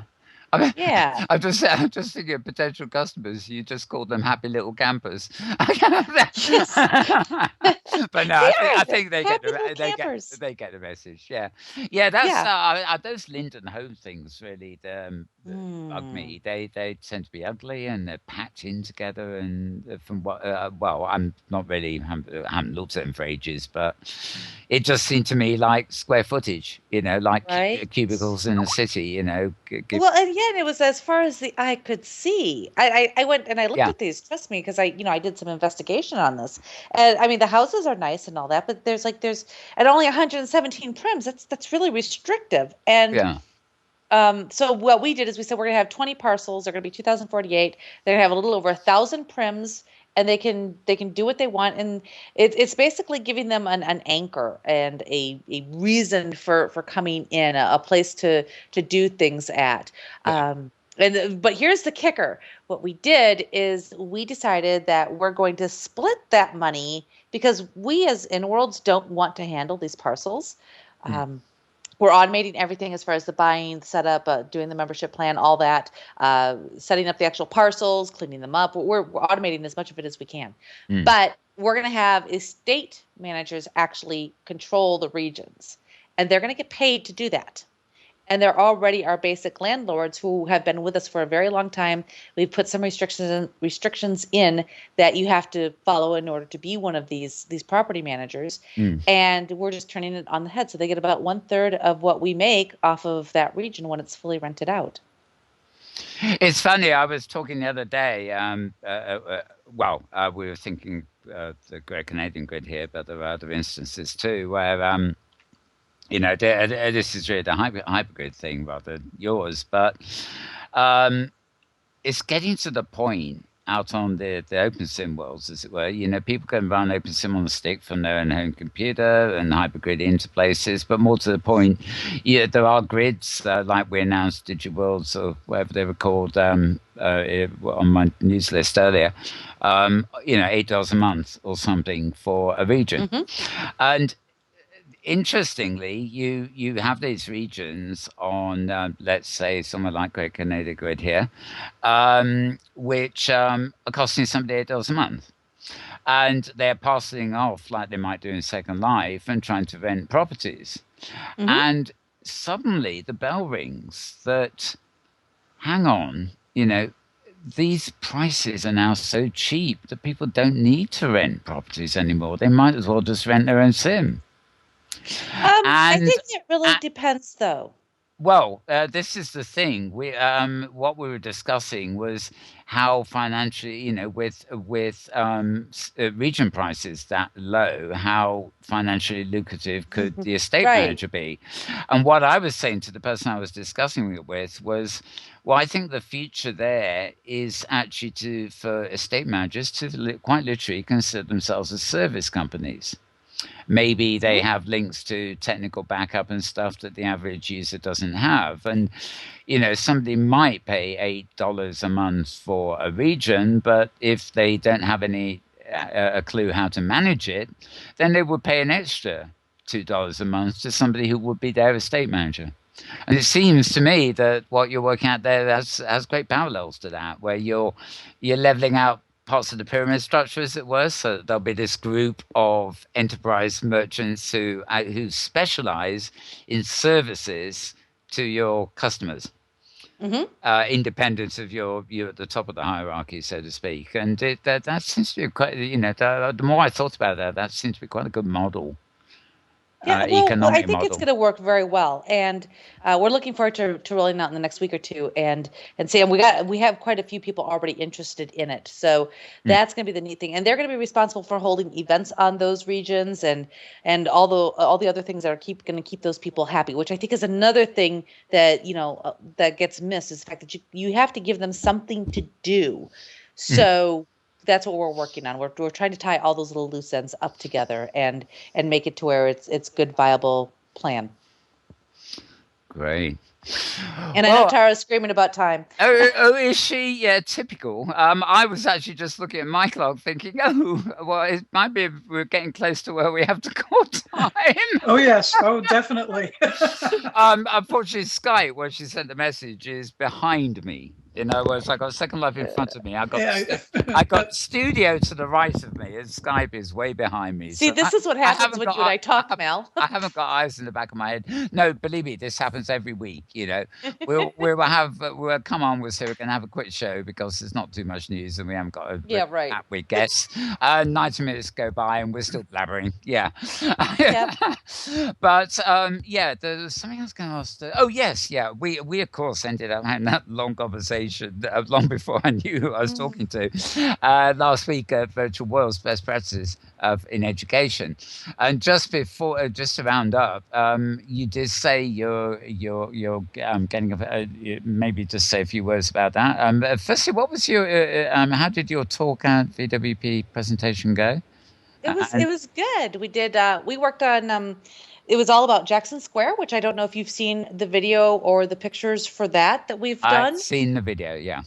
Yes, and so you know that it's a very very immersive build. You keep mentioning immersive,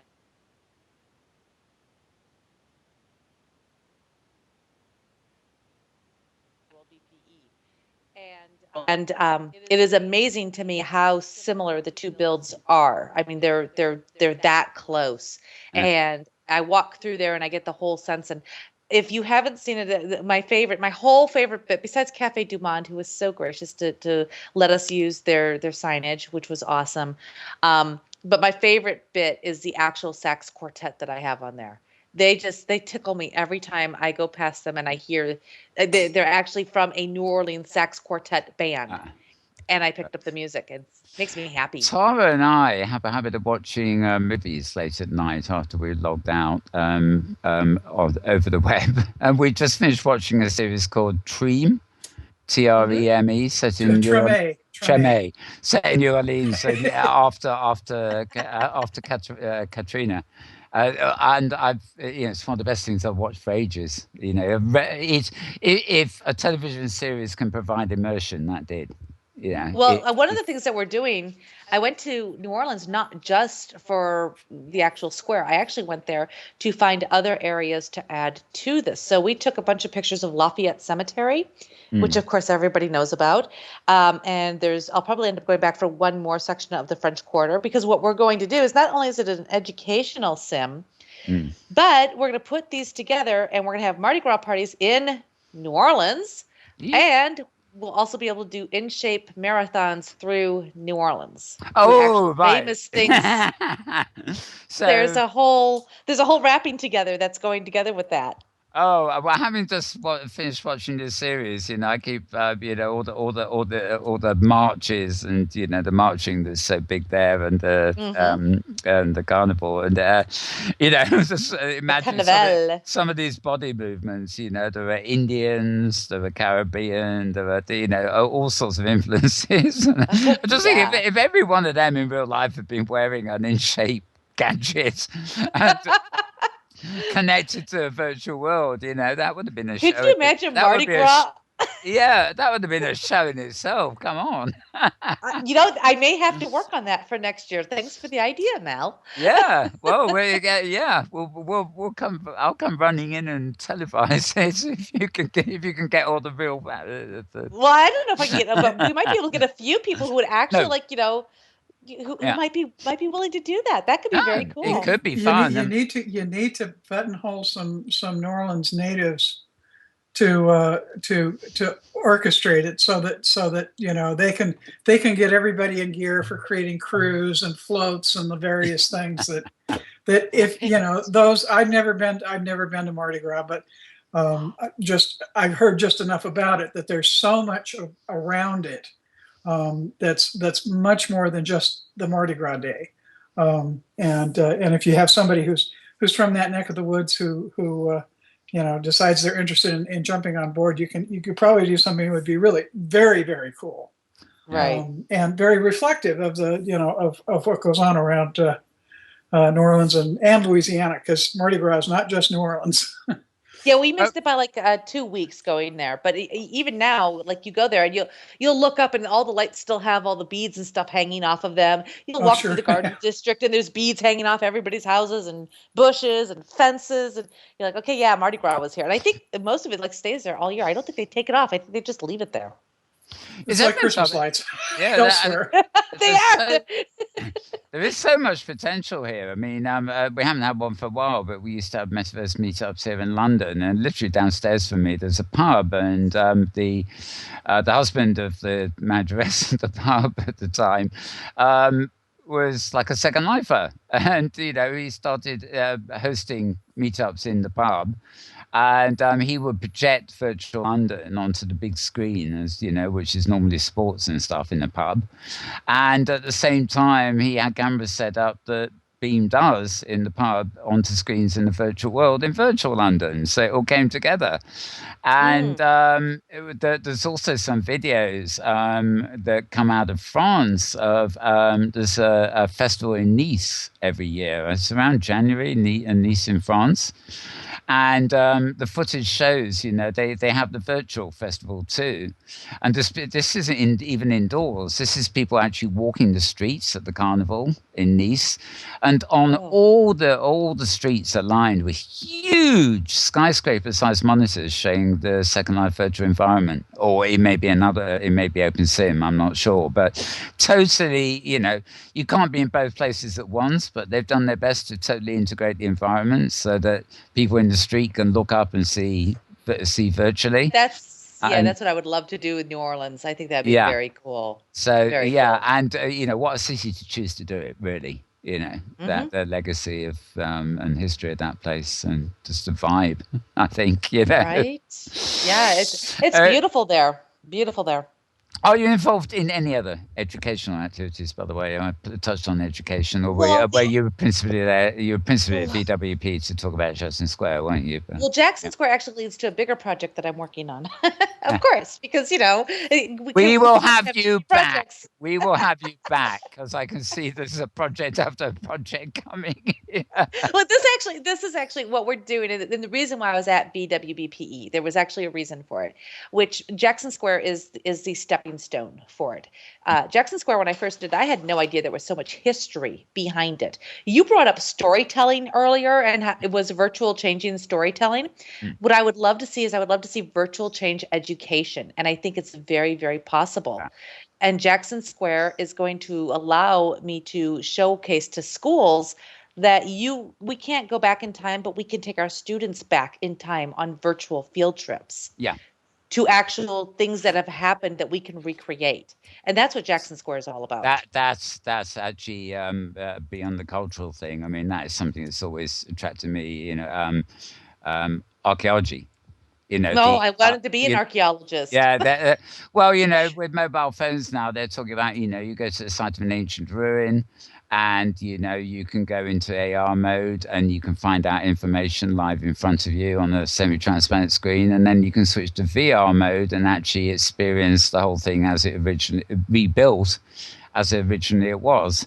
All the time, you're standing with Wi-Fi in the middle of a ruin, a national monument or something, and that always fascinates me because it's probably one of the most constructive uses of virtual environments I can think of, to actually recreate the past as real as it was then, something that can never be recovered but can still be experienced because of the new technology. Right. So, That's what I'm working on. That's my big project. Like I look at it here. I'm in San Antonio, Texas, and we're known for the Alamo, of course. So I would love to see one of the schools pick it up and say, we're going to sponsor the build of the Alamo, the actual Battle of the Alamo. And then they sell that to all the other school districts who then pay like 25 cents or 50 cents per kid to have a virtual field trip instead of reading a book about the Battle of the Alamo, which is boring. Boring as hell, yes. They get to go and they actually get to see it and the experience and maybe even be part of it if they wanted to. Oh, and there's my dog. He's getting mad at me. I was just going to say, I thought I heard Chris. We've got to wrap now before you go another 20 minutes. Yeah, okay. Well, no, I just wanted to talk education quickly there. Yeah, absolutely. Look, Elenia, you're great to talk to. We've got to have you back. Oh, definitely. Anytime. Yeah, it'd be nice to get you back as well with another guest where we match you up a little bit to get the conversation going. We always end up using the first half hour for news, so it's amazing how quickly this sort of hour that's left goes. But thank you so much for being here. It's been really fascinating. It's my pleasure. I know we've barely covered half of it because I was talking to you so long last week we had so much to talk about. This, that, and the other, but we will get you back. And meanwhile, everybody, if you can, check out the Inworldz platform and the birthday celebrations going on now. Before we sign off, can you read out any links that people watching should follow up? Obviously Inworldz.com is it for the Inworldz.com, and if you're interested in InShape, we are both on Google and on Apple, so just look for InShape. That's the name of it, all one word. And we're also compatible with Google Fit, so we can monitor your heartbeat as well. And that actually, those two, that's all you really need to know, and that will get you right to us. Facebook, we're on Facebook, Inworldz. Right, and you're on Google Plus. You've got a community there too. Yep. So Inworld. Just remember, it's Inworld like Inworld Review, but with a Z on the end. Z. A Z. Yes. Yeah, a Z as you Americans call it. Inworld Z. Yes. You call it Inworld Z. Never mind. Okay. It's time. It's time to wrap. But absolutely, thanks for being here. And it's been great. It really has. Thanks for having me. Tara, anything to wrap with? Dumbfounded. No. She's I was just a final kind of coming back around to the comments about having estate managers, and I think what you've hit on, the thought that came to my mind is there's a lot more to real estate than just a hunk of land. There's a ton more. And your estate managers can, I mean, your build matters. And the community that can be created around that build really matters. Right. And that's what you're selling, not just a hunk of virtual real estate. So Exactly. That's exactly what we're doing. So Tara caught it. She's good. Yeah, exactly. It's a shift from land ownership, moving into land servicing as well, which it does make sense. Anyway. Okay, well, as Tara said, I've got to get off air. I've got to get off air. So thanks to you, Tara, as well. Hopefully next week, Maria will be back with us, and maybe we'll have on at Millen and some of our regulars from Second Life, because being the first Saturday of the month, we will be doing the show from Second Life. From Chilbo once again, after our various excursions to virtual world's best practices and 1 billion rising. It'd be nice to be back in Chilbo for a month, wouldn't it? Right. So without further ado, if you want news links throughout the week, do check out twitter.com/malburns, or one word. And if you're a Second Life or sort of arts and destinations sort of person, you can check out twitter.com/malburns_writer, which is a sort of separate, more indulgent feed. And for OpenSim, you can find me on Google Plus, and I am on the Facebook, but I don't think they know I'm still there. Right. So with that, I'm going to wish you all a very good morning, if that is your time, or good afternoon, or indeed a good evening, or indeed even more, a good tomorrow. Yes, depending on wherever and whenever you are. And we will be back with you, well, next week.